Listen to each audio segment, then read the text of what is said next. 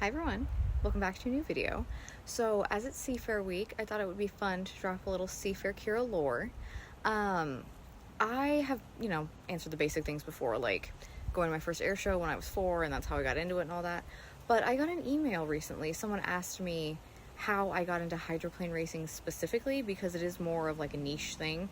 I always make the joke that like if you grow up in the Pacific Northwest, it's like Seahawks, Mariners, hydroplane racing, because it's been a part of Seafair for so long. It's just, part of the norm. And while that's true, I do have like a slightly deeper connection to it. I don't know why I've never thought, okay. I don't know why I've never thought to tell this story online before. My mom brings it up every Seafair. She likes to remind us that for over 30 years, our step-grandpa was a crane operator in hydroplane racing. I don't know if it was for like a lot of teams over that time, but specifically she mentioned it was for the Miss Budweiser team for a long time. And it is hard to find any boat more iconic in hydroplane racing than Miss Budweiser.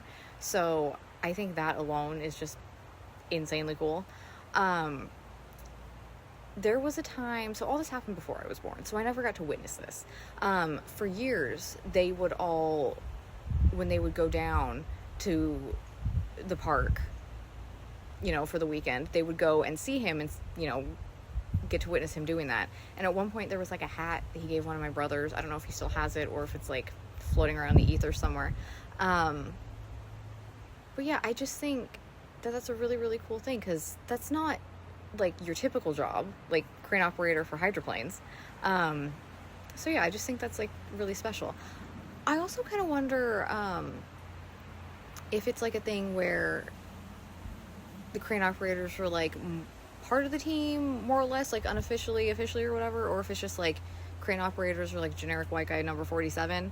I don't know what it's like now. I certainly don't know what it was like then, but that would be a cool thing to find out also. I do know people who work currently in hydroplane racing and some that have for a while, so I would love to find that out. But yeah, I just thought I would share that. I think it's a super cool, super special thing that I wish I would have been able to witness. But yeah, if you guys have any like fun connections to any of the sports that I talk about or anything that you feel like sharing, please do below, and I will see you guys next time. Bye guys.